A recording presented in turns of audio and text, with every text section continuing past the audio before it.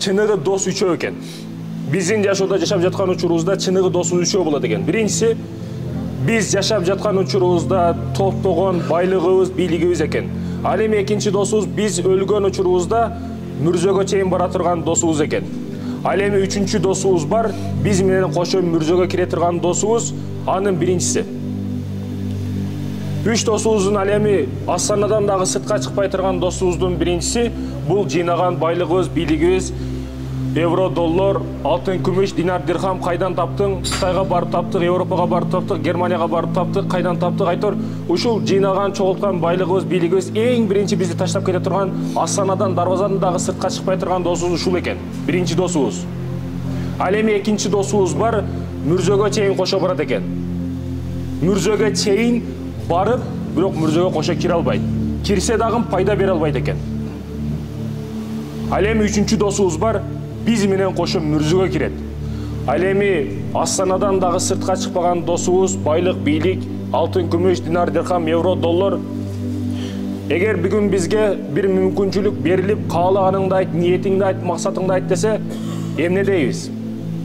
Мында ойлоп карасак, бүгүн кээ бирөөлөр нөлөө пароходдон 2-3 контейнер дейт, жакшыраак бир жерден жер дейт, особняк дейт.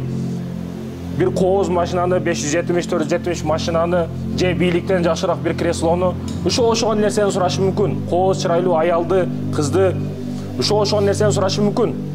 Бирок акыретке барып анын жообун берүү бар. Бул жашоодо эң өкүнүчтүү нерсебиз, чогулткан бардык нерсебиз арамдан, адалдан чогултуп атабыз. Бирок барып ошонун эртең жообун бермей бар.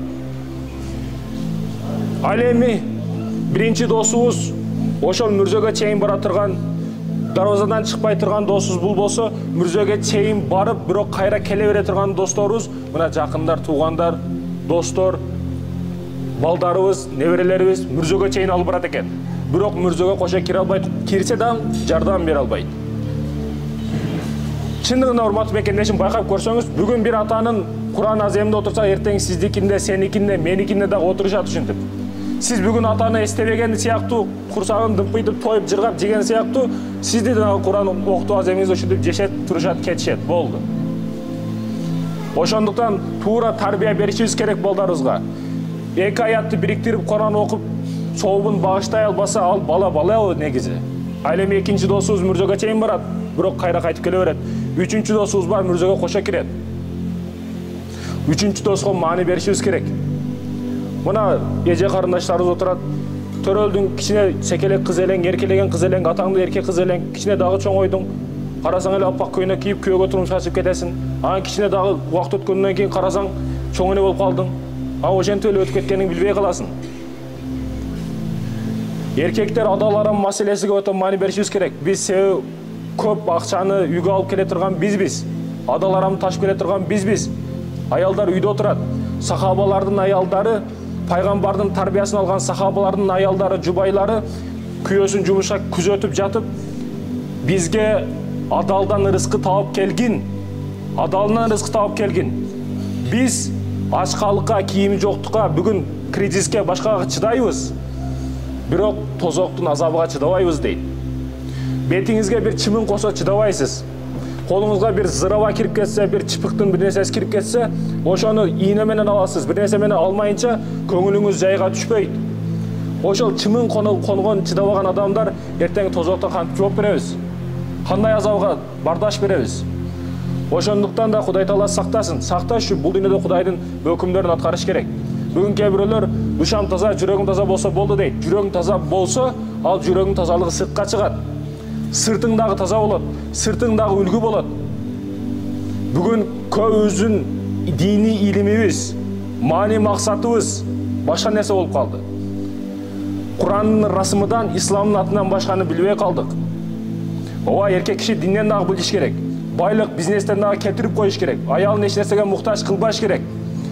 Бүгүн эркектер, аял, эже карындашдарыбызга кандай мамиле кылабыз? Акыретте ошого өтө катуу жооп беребиз. Эже карындаштарыбыз ыйлап көчөлөрдө жүрөт. Түнү заправкаларда бензин куюп атат эже карындаштарыбыз иштеп. Эже карындаштарыбыз кыйналууда, эже карындаштарыбыз азапта. Биз эркектер ошого жооп беребиз эртең. Ошондуктан негизги маселе Бул эже карындаштарыбыз бизге аманат кылып берилген, аманатка кыянат кылбашыбыз керек, эртең жооп беребиз. Эже карындаштарыбыздын алдында, бир туугандарыбыз алдында жооптуубуз биз. Эже карындаштарыбызга кандай мамиле кылабыз? Кээ бирөөлөр девушкасы менен 4 сааттап сүйлөшөт, эже карындашы менен 1 саат сүйлөшүп отура албайт. Эже кандайсыз, ден соолугуңуз жакшыбы, жээнерим жакшыбы, бир туугандар тынчпы, сүйлөшүп отура албайт. Көчөгө жакшы бир чырайлуу кооз кийинген аялды көрсө, дароо остановкада маршруттун эшигин ачат, жакшы мамиле кылат.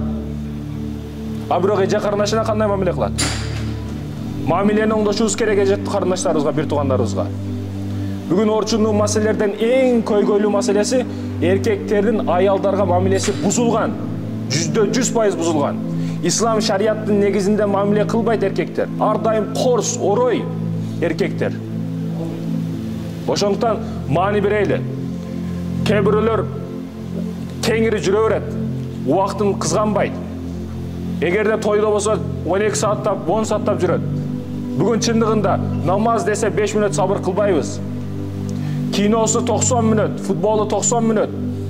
Жыргап жүрүштөр убакыт эсептебейт. Бирок мындай Куран аяттары чыккан учурда хадис айтылган, динде шарияттан сабак берилсе, 5 мүнөткө сабыр кыла албайт ал адам. Ошондуктан ал иши артка кетет ар дайым. Бир бизнесте дагы бир ийгиликке жете албайт. Жашоодо дагы, акыретте дагы ийгиликке жете албайт ал адам. Динге каршы чыккан адам эч качан бир жакшылыкка жетпейт.